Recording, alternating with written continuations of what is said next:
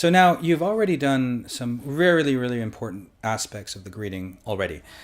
Number one, you have given them a very good greeting, the four-part greeting. In other words, you've given them good morning or good afternoon, Livesey Solar, your company name, Rod speaking, your name.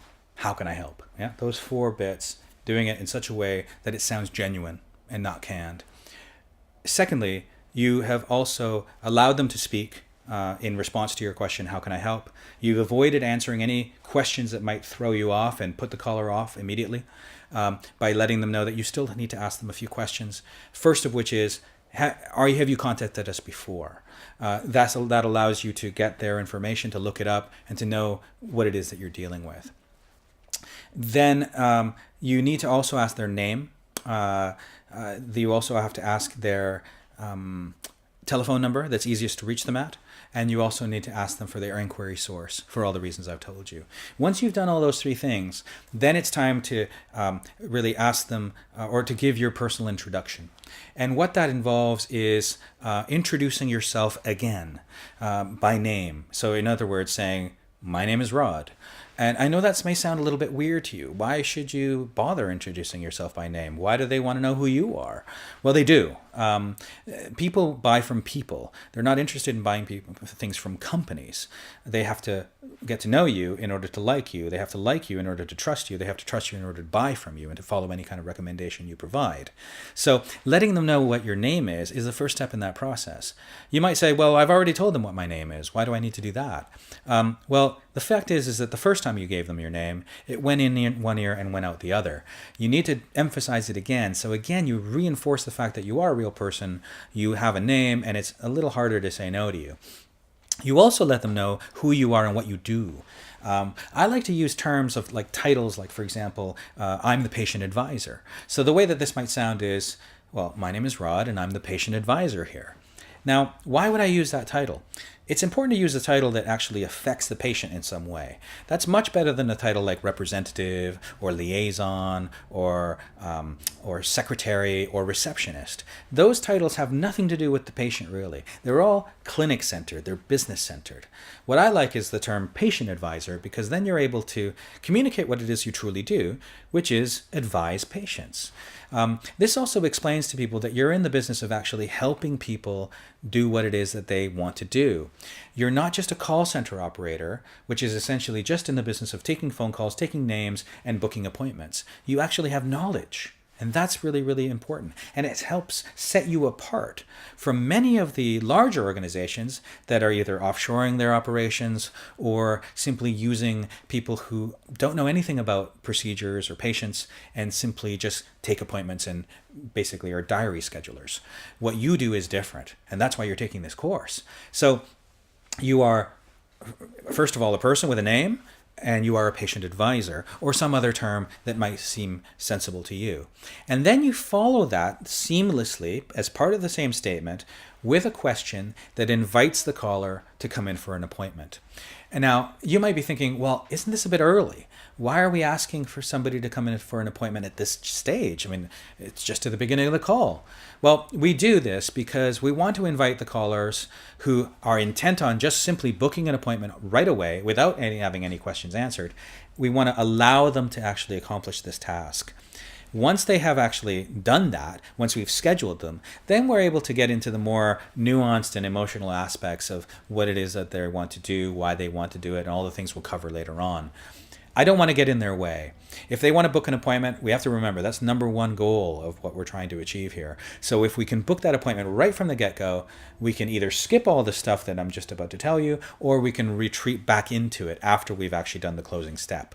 So it's really, really important not to get in front of patients' way and ensure that you actually book the appointment when it is then when they want to book the appointment.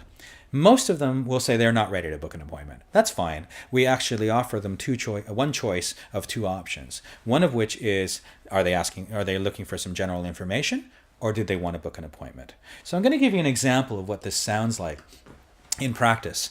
Let's say you're John and you're calling for an appointment for whatever it is procedure that I am offering. I might say, thanks for calling, John. I'm Rod. I'm the patient advisor here. Were you asking to ask some general questions, or did you want to book an appointment? So what I've done there is I've done everything that I've just instructed you to do in one statement leading with a question. So again, it's thanks for calling, John. I'm Rod, the patient advisor here. Were you looking to ask some general questions or were you seeking to book an appointment? Now, I've done some really subtle things in here that make a difference. Number one, I've chosen my words very carefully. I have a very specific purpose in how I'm doing what I'm doing. With the name, I've told you why I say that. With the patient advisor title, I've told you why I've done that. I'm offering the appointment for the reasons that I've already described, but I'm also offering it in a specific order. Number one, I'm offering general information first, then followed with the end being an appointment. The reason I'm doing that is because people tend to remember the last thing you say and the first thing you say. It's called the primacy and recency effect. So with the last thing you say, I want the last thing that I say to be an appointment, because I want to make it clear that people call me to book appointments, even if they're not quite ready yet. What this also allows me to do is it allows me to give them notice that this is what this call is about, so that 10 minutes, 15 minutes down the road, I'll be asking them for an appointment soon. With that said, I also want to have a lilt to that phrase where I say something like, were you looking for some general questions to be answered, or did you want to book an appointment? And I actually will change the way I actually say this in practice. I'm not sure if you caught that subtle distinction. It's kind of similar to saying, for example, when you're talking to a really big meat eater and they love steak, I might say, were you interested in some salad, or did you really want to bite into that steak? You see the difference there? It's about giving them the sort of B option, which is what most people want to get before they want the A option, which is the real sizzle that I'm actually trying to offer. So it's a subtle distinction, but it pays to actually practice it and to exercise it on a frequent basis before you actually start talking to patients. So I'd like you to do that now. I'd like you to actually try this with me at the end of the video. I'd like you to actually practice everything that I've suggested so far. Introduce yourself by giving the good morning, the name of the company, the name of yourself, and how can I help. Practice that a few times. Get used to that. Make sure that you know what name, what piece of information you're going to ask. Name, typically telephone number, and also inquiry source. And then practice this last statement that I gave you, which is, again, sounds a lot like, thanks for calling, John. I'm Rod. I'm the patient advisor here. Were you calling for some general information, or were you looking to book an appointment?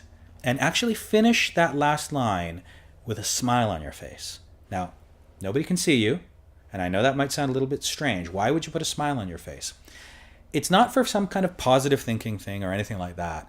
What it's about is that when you put a smile on your face, do you notice that my voice has changed? Okay? I'm getting a much more smiley character in my voice. I sound like I'm interested.